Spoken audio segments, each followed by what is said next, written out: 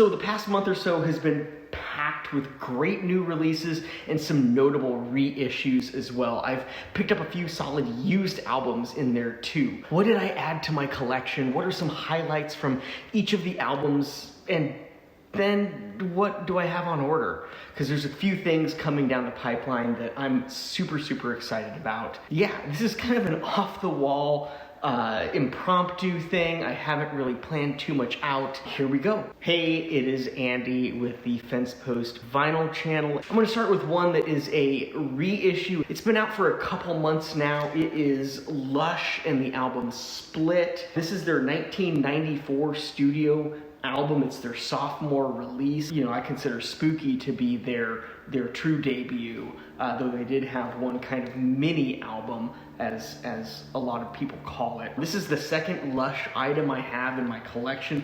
The first was Black Spring, which I just happened to find at Josie Records here in Dallas for $14, and this is pretty recently too. I was just absolutely shocked to see this on Instagram. I picked up the phone immediately when I saw it, and I was like, hey, can you hold this for me? I'll be there in about 30 minutes, because that's about how far drive it is for me. And they're like, yeah, sure. And I get there, and they're like, we had like 4 or 5 people call for this album right after you did. So you were lucky to pick this one up. This was a really cool find, because this is obviously an original pressing from 1991. Not necessarily a grail for me, because I wasn't really looking for it prior to that, but a really cool find nonetheless.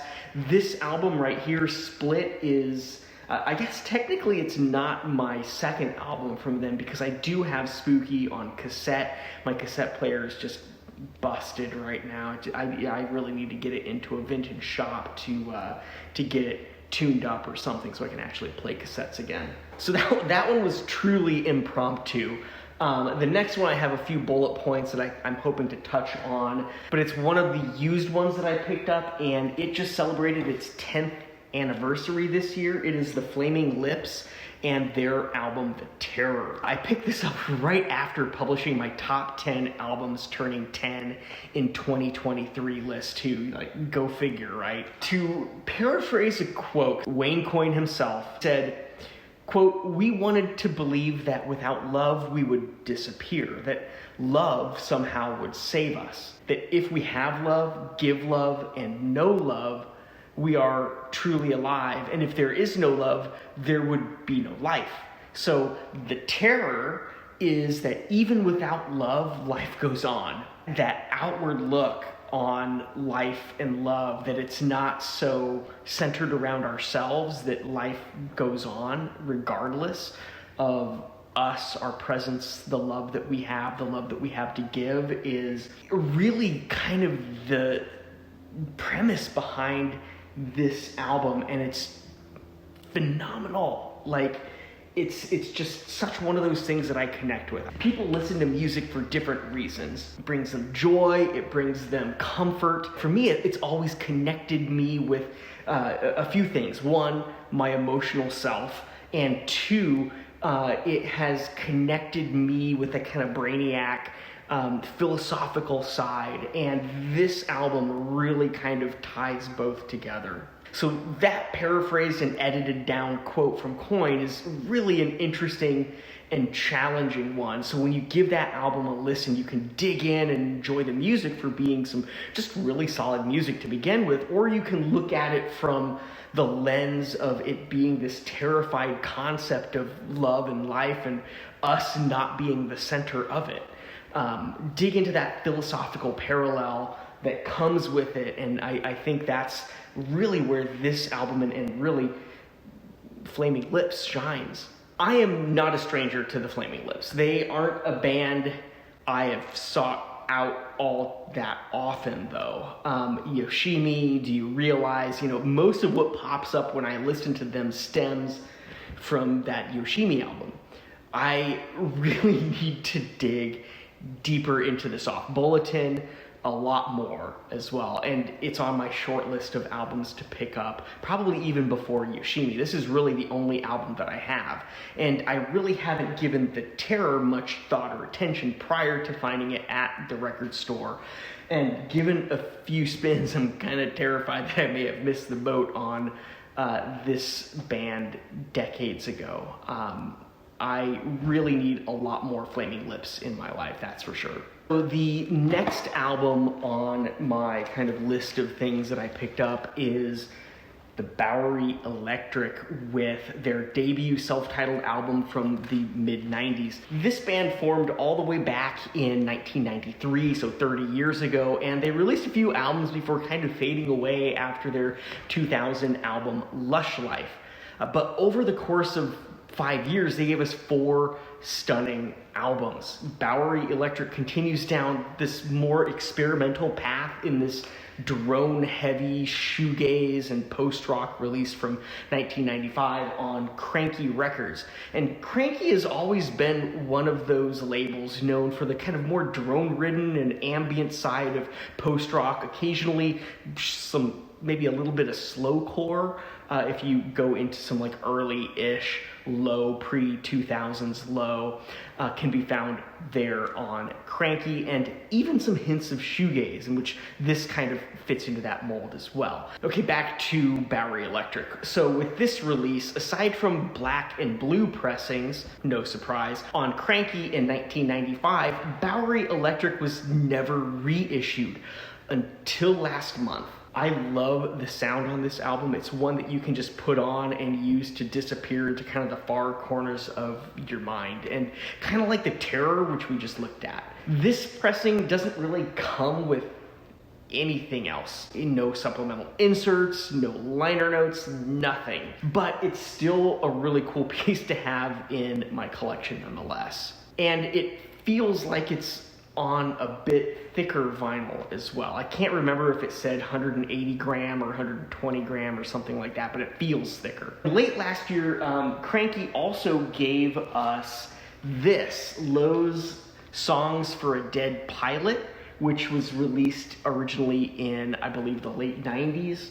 That's kind of a cool little EP. The other one that I have from Kranky that is an original pressing is Lowe's Secret Name. I love Lowe, especially some of their newer stuff has really, really connected with me. Secret Name and The Great Destroyer were really the ones that kind of got me interested in the band, listening to a lot of their stuff and so forth. Of course, we lost Mimi Parker last year, and I don't believe there's going to be any new Lowe stuff since she passed. Of course, her partner Alan Sparhawk being the male counterpart fronting this band. You know, if you have not checked out Hey What from 2021, I believe, please do. It is such an amazing, phenomenal album. The production on it is truly one of my favorite albums of the decade so far. It is that good. So I'm really excited about this next one. It just arrived about a week and a half ago. Kings of Convenience is a band I discovered probably going on about 2 decades ago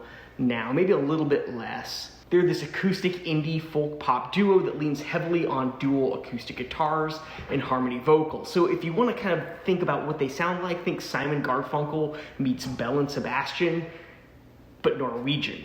So one of the counterparts is Arland Øye, I believe I pronounced that right, who has recorded both under his own name and with the group The Whitest Boy Alive, which I touched on briefly in my original Docs Records and Vintage haul video a few months back. And the second half is Eirik Jambik Bo. I believe I pronounced that one right, thanks to some pronunciation apps. And not long ago, I touched on the label Kindercore Records out of Athens, Georgia, in my video talking about Elephant Six. Well, in the earliest of days, Kings of Convenience signed to Kindercore. This was 1999, and I remember finding their self-titled CD from 2000 in the college radio station I was a DJ in back in grad school. That was about 2005. And I just got so obsessed with it. That one in particular, it's only been released on CD, and it's really one I would love to see released on vinyl. Most of the songs on that can be found on this, which is Quiet Is the New Loud, also from the year 2000, but they were all, to my recollection, early, more like lo-fi demo versions on that Kings of Convenience CD. Two songs that didn't make the cut that I remember really enjoying are Days I Had With You and Surprise Ice. I picked up this original pressing of Quiet Is the New Loud way back in the day, probably like 2006, 2007, but their 2004 follow-up, Riot on an Empty Street, has always evaded me, and I finally got it. They reissued it sometime in the past few years. I couldn't help but pick up a copy. I think I found this one on Discogs. So this one expands into some slightly new territory for the band. It's a little bit less folk, a little bit more pop, and both styles are definitely present.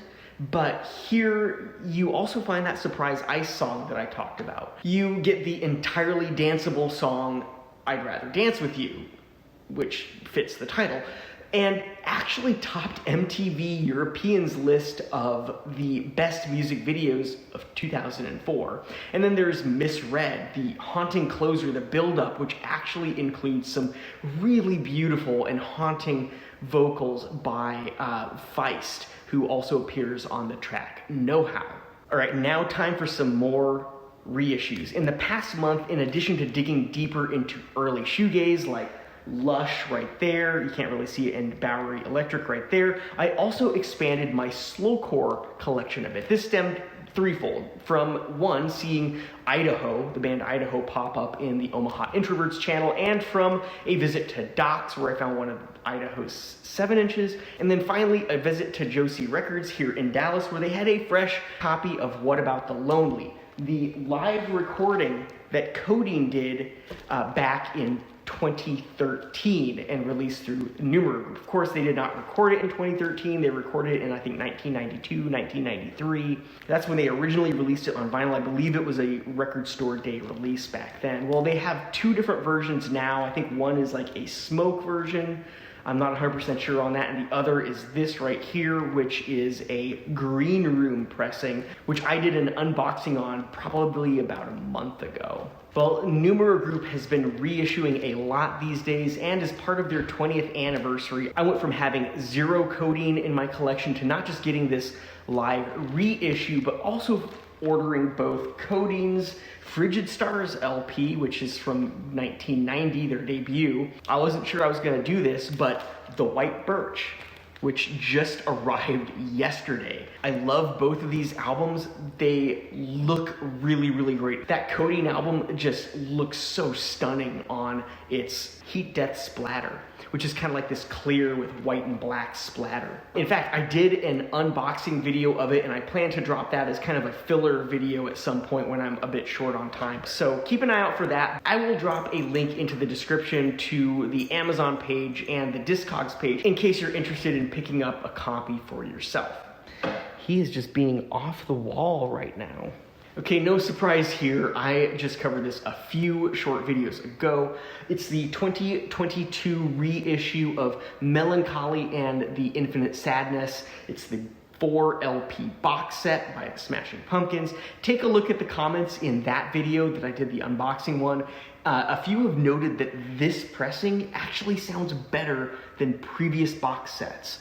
And I think one even called out the 2012 or 2014 pressing in particular. I'm not sure which year it was, but that was like the last time this was reissued. And it most certainly sounds better than the trifold. In my unboxing video, I do talk about the compression that they did on the original to condense it down to 3 LPs and how that caused kind of this compression and reduction of the bass in that album. It's a notable difference. So if you're a fan of Melancholy and you don't have this in your collection, definitely get a copy before it's gone. These do tend to sell out pretty fast. So I'll include a link to the Discogs page and the Amazon page where I got this copy right here for about 80 bucks down in the description. Next is one of my all-time favorite bands. I'm so excited about this one, and it's a really strong contender for album of the year for me. It's been getting a lot of glowing reviews. And my copy is the Levitation exclusive, which comes on Strawberry Parfait vinyl. I think it looks a heck of a lot cooler than the yogurt white one. And the La Mia Vita vinyl, which is the Vinyl Me Please version on violet. It's kind of a blend of both. It's like yogurt with the violet splatter.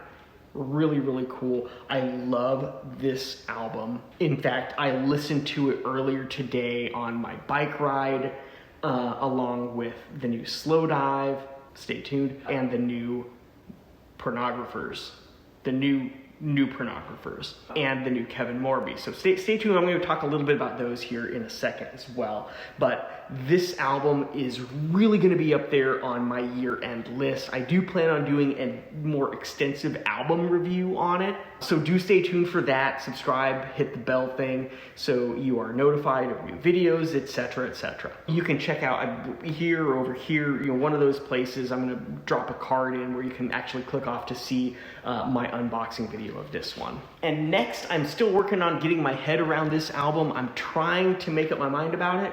It's a bit different from past Dope Lemon stuff. And you can hear me talk a little bit more about that in my unboxing and review video here on YouTube. Like the previous two albums, Smooth Big Cat, their sophomore release, and Rose Pink Cadillac, their third.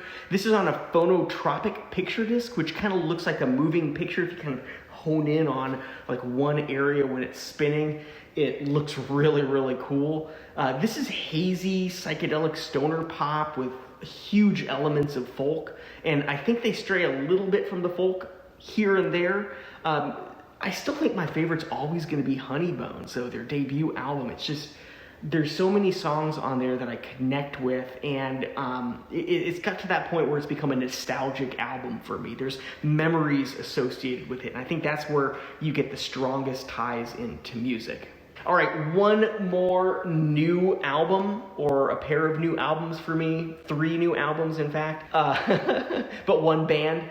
And then I'll talk a little bit about a few things that I have on order that I'm super excited about that I will definitely be covering as soon as they arrive. It's one of my favorite and most spun albums of the year. I kind of hinted at it earlier, is the new Pornographers and their album Continue as a Guest. I have been on a bit of a deep dive, spinning a lot of their back catalog this year as well. This one, I was just listening to it on the drive down from visiting a friend for some queso up in McKinney, and it just reminded me of how amazing this record is. And it is also a contender for probably like my top 5 albums. I'm sure it's going to be somewhere in there for 2023 for new releases. The band also reissued this one, Challengers, from 2007, which has long been my favorite from them, even topping Electric Version and Twin Cinema, and sadly the latter of which I have yet to add to my collection. Now, I remember seeing them in 2007 after this release, and it's what really took me from a casual listener to, honestly, a big fan. I stumbled upon this one as well, Whiteout Conditions, at Josie around the same time I picked up the Codeine album and the Flaming Lips one, and I just couldn't resist it. I've struggled a lot with the band's work post-Challengers. I just love that album so much, and the others just didn't jump out at me, so I just discarded them flat out. And I'm starting to think that that limiting belief after like 1 or 2 listens was a mistake. Whiteout Conditions is pretty damn good. Now, I don't think this lives up to Challengers or Electric Version or Continue as a Guest, but this album did surprise me and will continue to be in rotation for a bit. Let's take a look at what's on order and what's coming down the pipeline in the next few months. The first coming soon is an order that got delayed from Dead Ocean due to a production backlog. I picked up the new Kevin Morby album, which it's actually been out for quite a while. I think it came out in like late spring or early summer. It's actually a continuum of last year's album, which I have right here. This is a photograph, and it's called More Photographs. And it includes alternate versions of a few songs on this album, like Bittersweet Tennessee and a song for Katie, and I think one additional one. And Katie, of course, is referencing Katie Crutchfield of Waxahachie, whom he's been seeing romantically for a number of years now, and they've done some collaborations and stuff as well. And then you have some non-LP cuts that are actually quite good, where you can look at This Is a Photograph as kind of the concept album around Kevin Morby's experience of a pretty terrifying health scare that he experienced with his father. This continuum expands on this album with some supplemental material. It opens up with This Is a Photograph 2, which isn't quite as gripping as the original, but I still think it's pretty dang good. And the songs that really jump out on me on this continuum record are the second one, Triumph. You've got Lion Tamer, in which he actually growls. I love it. It's just really cool. And then you have kind of the closing song, Kingdom of Broken Hearts. Now, Morby has been on a bit of a tear. I saw him last fall for his This Is a Photograph tour, and it was just so amazing. Probably one of the best concerts I've been to in many years. And he played a lot of stuff off of this album, a lot of great old tracks, and so much more. This came out last year in 2021. He released Sundowner, which was truly my favorite album of that year. This came in as number 2 in 2022. And he's actually released 2 albums this year. This is the Continuum, which was More Photographs, and a soundtrack for a film called Montana, which is much more produced and instrumental, but still has some really great stuff on it. I don't have that one in my collection, but it is good. The second album on order from Dead Oceans is out now, and I'm just really aching to get my hands on it and cover it here on my YouTube channel. It's Slowdive's album, Everything Is Alive. My copy is actually the opaque gold pressing, which I believe is exclusive to the Dead Oceans and Secretly Store website. This here, of course, is their self-titled album from, I believe, 2017 or so. This is on silver vinyl, which I think was also the label exclusive. Really cool. I loved this record. I thought it was a great progression from Pygmalion from 1995, 1996, and some great powerhouse tracks on this. Kind of like with Blonde Redhead, I've been jotting down notes on this one, well, Everything Is Alive, while out on my bike rides and listening to it as I've got some really good notes pulled together that I'll put into a more formal review for my channel in the coming months.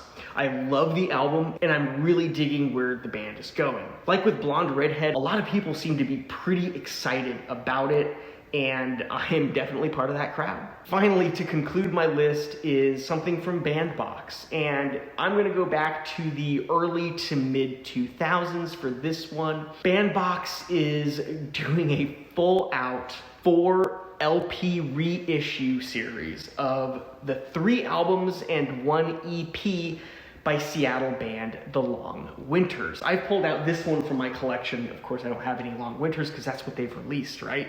I don't have it yet. Cab For Cutie's Transatlanticism, which celebrated 20 years this year, and they're actually out on tour right now as Death Cab, and the other 20-year one, which is the Postal Service's Give Up, both being Ben Gibbard. I'll talk about the connection in just a second. Now, I have been waiting for the reissue of The Long Winters for over a decade now, and I just had to pick it up. I didn't get the EP, but I got all 3 full-length albums. That's expected to drop around late December, so when it arrives, I'll do a more official unboxing for you. Either true unboxing or just kind of showing you what it comes with after I tear open the package. Now, if you aren't familiar with The Long Winters, and you might not be, I have this copy of Transatlanticism here, which you might actually be familiar with. Kind of in the same vein. Your standard early to mid 2000s Pacific Northwest indie rock, and they were both on the Barsuk Records label as well, just like Death Cab. And in fact, I believe frontman John Roderick makes an appearance on the song Transatlanticism right here with fellow Barsuk members Sean Nelson of Harvey Danger and Phil Wancher of Whiskey Town, Jesse Sykes and the Sweet Hereafter, and Not a Surf. The latter two were also on Barsuk. Okay, so if you have made it this far, it's been a long one. And thank you for tuning in. I'm honored that you've stuck around. If you like these sort of videos, I'd be honored if you subscribe and hit that little bell notification so you're notified of new videos as they come out. As of right now, I post new videos on Thursdays and Sundays. Check my About page for the specific schedule. This is always subject to change. If you like videos like this and want more of them, let me know in the comments below. I do love doing lists. It's always fun to kind of come up with a theme and share that theme and talk a little bit more about it. Of course, I'll be doing my best of 2023 here. Let's see, it's October, in about 2 months. So keep an eye out for those as well. For more from bands I've covered today, you can check out these 2 videos there. I am Andy. This is the Fence Post Vinyl channel, and I'll see you in the next video.